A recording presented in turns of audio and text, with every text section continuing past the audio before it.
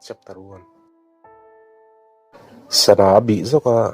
school lam chuan le da ka khaddo ne lai huna hian om to ati tu po thil na ngai lo kum nga te me uzantin angai tu le alo ruam han thin ani achiang to viu mai kar ka chung he ti hian lai tin moi te school bang chu alo thlirin en thlathina dar thum le chan ve pen chu na rom bang zui tlang puya moi te chu thian nu jeni ne na ron chu rola rồi mua ti chui nan ho thin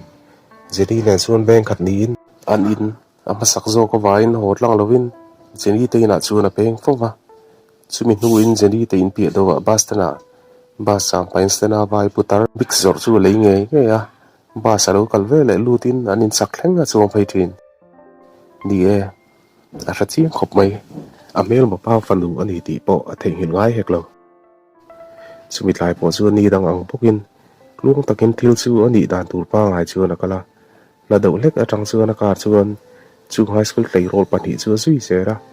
moi te chu play role du om zet mai ngo tak fit nga le in chis nga vel mit meng no nal zet ni a sam duk ngil tak chu a dar pel khat hian a zu a ria do ma se hute le bong bor vel chu a lian tha phian ro loya lipstick wang ni ho lo a sen wam hiam mai a mui chung che ko wang om chuan ati sexy ro phiana mi patam tak chil zong ati put fo ta veng ngoi rang chuan zoi muang in a zui zera office bana hun don lai to a motor a tam tara ani reng kara zui a vai noi thak that viwa ma se kar lo chuan jini te in chuan thlengta lu tamai lo chuan ko ta chuan an han ding khom le ria roba ta po chuan tlan pe din bastan pi do a zaw lai a chuan a vadinga side la satang chuan thlir takara van nei thla takin moi te chu thian nu te na chuan a peng koi lo lo le hala jeni nen chuan in bai bai in zoi mo in bastan lam chu a rom para ni dangam in vai pa mik zor chu lei sakin ei pa chuan bas chu a lo hak le a roba ta chuan thokan la haka a kara tang chuan suka tlei rol chu pan pheita kar lowa a bul chu pathleng thuaya ani chuan a lo en lem lo a thian nu hemi pe hin niam moi te chuan oni e en po en lem lova pas lo kal na tur lam ringot chu thlira tlangwal ke mang ruwel jona kolkata le ka zir thi ni hremielam moi te chu ron hoi phei thuaya inga tike ko u lom jona chu tum khat ka zuzin tumin min pui chiam to lom thlamba sa thlatir khan ka zuzin le a azir zawa ho to thu thian tan min lo rila ron thlo sok ka tum mole i na o mangem tu na inge tho moi te chuan tu na tak chuan ma thok ri lo kapute te dorang kol saka ui basu inin chula hlaim so kar ka kenga ka bathlang che inin riat ka du rim rim lo zana yu motur chuan ron len ka duang local ro moi te chuan ma se anti takna roba tala chuan hrepan lovin akal ngal ri sia zui ve ta thuaya kar ma lam chu lo hon saka ma se moi te chu nung lama chuan lut ta te ya roba ta chu nui saka kara chuan lutin an tlan ta hala moi te chu ngoi reng chuan vai pa mik su ei mel mela asi liam liama enge bo pol le veng tai chu thak ro roba ta chuan thak ngam vak na nge ka ha hei in ro ala votang ding kar chuan ti dinga tesworta mulkul chula in ki cheina opener chuan hon sak nga la moi te po chuan eng ma soi lem lo chuan lo la ve mai puka roba tan le lama khoi san che ti chuan lei an chu khum ngota an tlan le ta ni thum vela ral chuan moi te chuan zang ta do hui hian ai thia a rei da wa kam hu lo phe na lu chu hei ta moi moi a eng thowe mo hi ri do ruai ruai hian ria a thim zui ta mu pa ni ko lo chuan om ta dera roba ta chu kar khal pa chuan a ron hoi le zoka pakhat ati suka kar khal reng chung chuan ra phlang zet thian a lui khek to war wara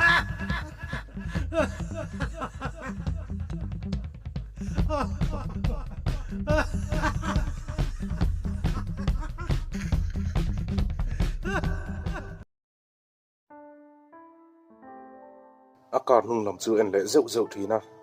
tlei rol chu eng ma shaloi na mu ba ma apa sul na ba chu tlei rol du tak mai nan tur hot mai tur chu roba ta chu na lei nat ang reng viu mai mà sẽ chung ri la huat na chuan chu khong ai na rom piang de chu amit mit le thuaya ana theyang beri nin tur ve tur ni nang le chung te zong nen aron ti le supa malam pana tlan zeling khopui apel fela dai lama chuan tlan zela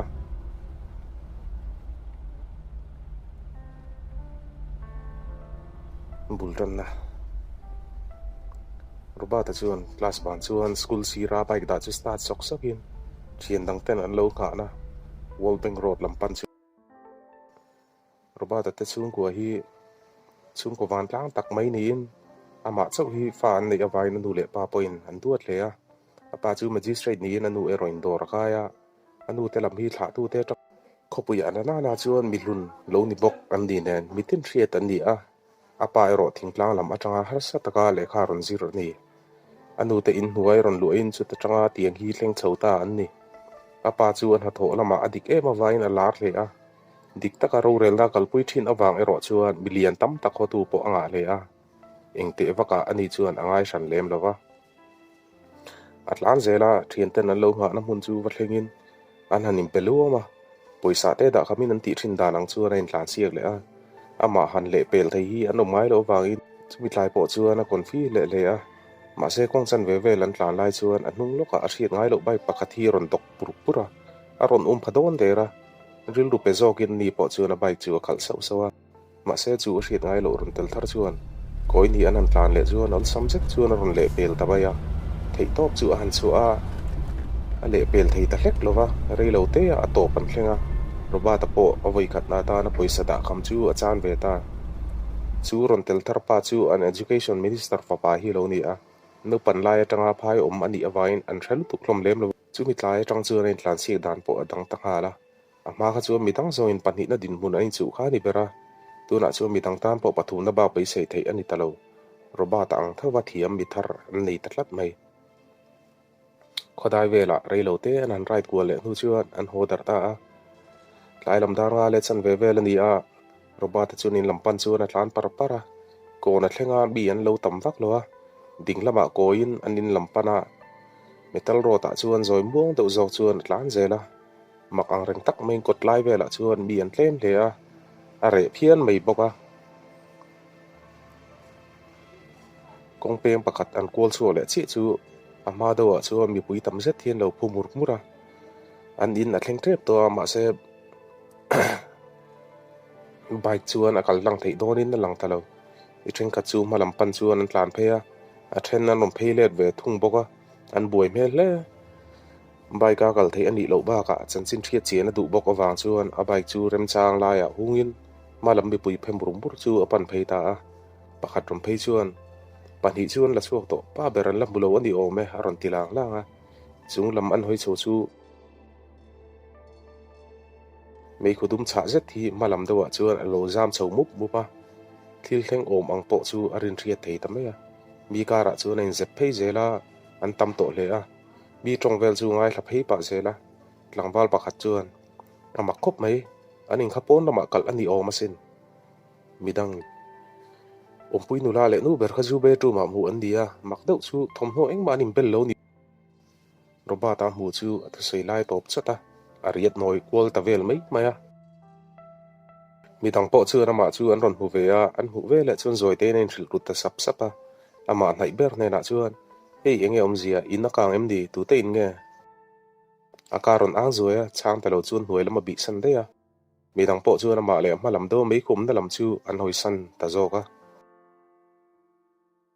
ngi thalo zet chuan ma lam chu pana alo mu chuan kong an lo gen zela ma lam chu an thlir phei le a sei ngai ta lo an ma ni in nge lo ni mu mal lo zet chuan an in zon chu thleng phei ta hlola mei chu na sa zual pui an lo thel mit to a an thenom te kota chuan ruang pahnih an lo buai pui me boka a ngai tu an chu a buai nuai a robert I leng ani mo to dam hlum hiam buai me president chuan a ron ti a o I kabang plus kabang a ka hot lang lo ka ron ho a enge om zia eng thil nge ni ta a ti pu ta no ya ang president chuan ei van dui thak takin in a kang hlo maya inu la inom pui nu rong chu kan la suak to a ipa ero kan mu mai ri lo an thel fel sela kan mu thua yang ama chuan no pangte ta tanga a seilen na inju khuvung puwa abul loka chuan nu le anom pui nu ruang a let reng boka apa ero an la mu chuang lo wei ma throi tu tela chuan an beron ve sek toka metric zirlai rol thar ma ni in chuwa no pangchiang le ka la khosa ani boka aril ru buai khopa voi le khata mo phut na zong zong akuwa an tlak tak thu ta chuan an puitling thut chu har sa ti tak zet zeta kapa khanita se tu nang huna hian ang tin nge tiang o ti na ngai tu neu newa chu ti apa han ngai tu thlen lai chuan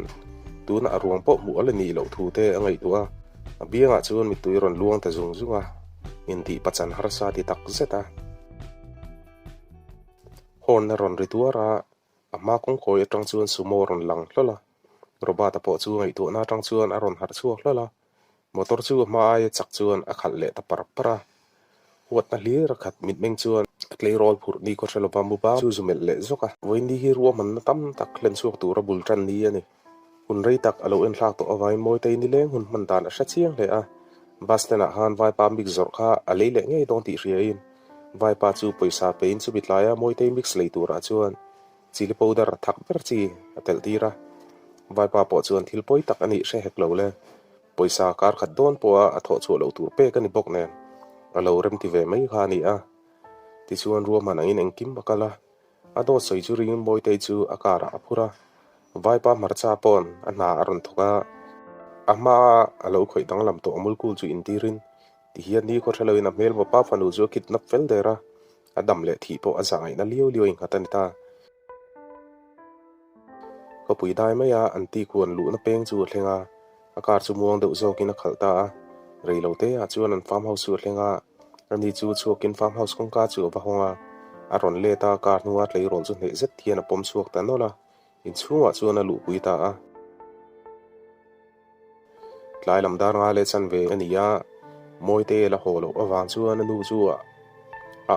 ang to a phone a tum lai na ring ral thak thaka a thian du va phone le ani chuan lo ho dei to thuin lo chang fel ata anuril ru chu buai ta hleya moi te pa chu phone le in thilom da na sila ani po chu ron tlan ho thoya dar gar khat aliam le chuan anin chu an khat to hle a mei chola an tap pur to boka an boi mup hi ni pere moi te chu chiang lo ruai hian aron hara khuma hian a lo mu a chet son atum chu a thei ta hlek lo mai akut le ke te su khum ke a phur be ani ti a shazui thuaya alu chu an thle kuala room chung chu an mel kuala a zaw lu tuk lem lo tuk ver om lo a ma se ventilation a oma chu room chunga eng lu na om chun ani kong khar pakhat om boka a khum sira chuan do kan te pakhat ta oma an ta le chi ma se sot lo le a tal na sat po le amar tiel tiel mo ti mai tur ani a ta lo chuan an om ren ro na orol top chuan a out chim chima dar kar chan ve vel aral le nu chuan khuwa thim viau to a ruma chuan light in on lo awain a thim le a kong khar chu aron in the hong lopa mi pakhat lim thlai moi te chuan a pa pu theya ron lu pa chuan kong a khar zui le ta mai awang chuan a thim le ngal mu pa moi te chuan a mut na khum bul me a chuan a ron lut pa chu a ding in a tria khuma chuan ron thu ni ngei tur ani dan lap chu a tiam deuh sata zurin tak zet mai hi bo ruwa chuan a ron nam ngal vung wa moi te chu thok po thangam to lo chu ta le tim lo bak sak chuan a school uniform chu ron hlip ta bon buana moi te po chu tre ngal chiam chu pa la chuan a poisa lo khop le ngal phuar be ani poka rei lo te a chuan ke kurte nen chau om thuaya a chunga chuan a ron bo a tho chu zurim hlir ani chu ta abeng bula chuan a ron phul bul bula engang puin awin tre beng cheng bala tu mani on threlawang ein hi ram hnuai om ani ba ka yom na ru ma tang hian eng anga thom na sa po ri chuak lo tu ra siam ani i du chuan i au zel thei thawang tungai ni enga tinge tiam in ti ring ot izak chei lo mi thoro in kin san ro a soi zo ma che chuan ma ya chuan rom teng sia ma se tho san ta chumin hu lok chuan light aron ona thima om rei to vain amita vai chum chuma amita khap mol mok nu chuan a khomu pa pa ngai ta ma khumong lama chuan tlaya ma phur tu kha lo ding ra wat na hli raket beng hian a lo mela